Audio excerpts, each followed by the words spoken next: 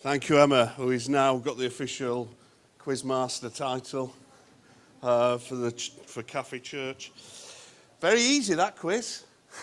Not. Okay. It's brilliant. Love doing that. I'm literally just going to share a few words this morning just on three things that Jesus did say.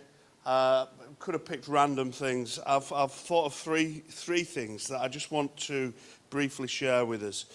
And then we're going to have some kind of response where we listen to God speaking to us this morning. One of the phrases that Jesus said that I want to share with us this morning is, "Blessed are you who weep now, for you will laugh." Jesus said that in Luke 6:21, and there's no reason or purpose why I picked these phrases.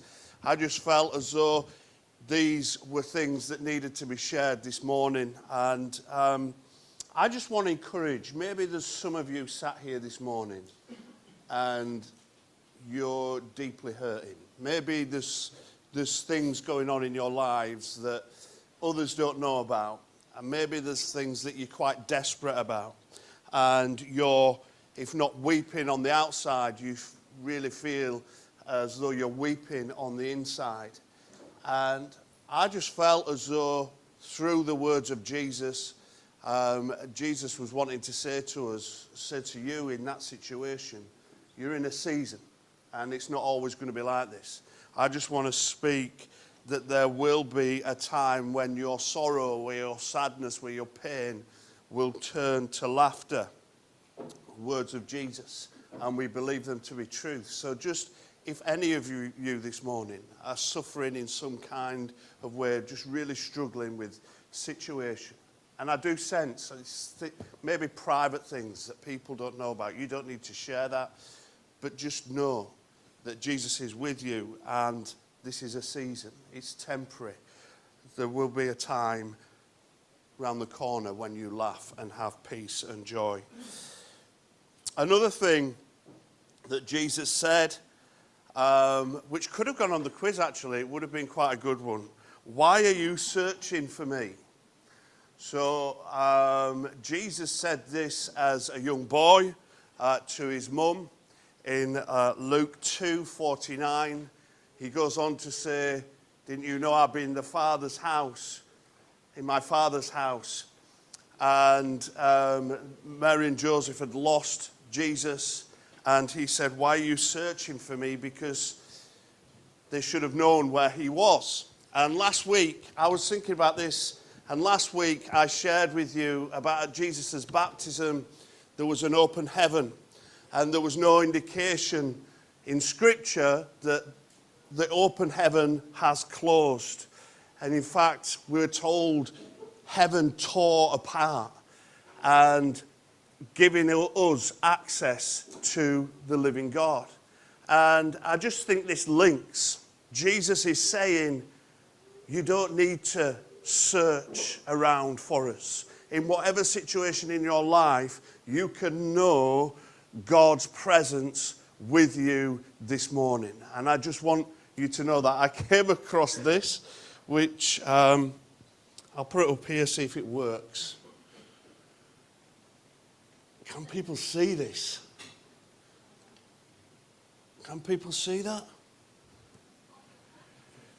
I saw that. Jesus saw that with his head sticking round.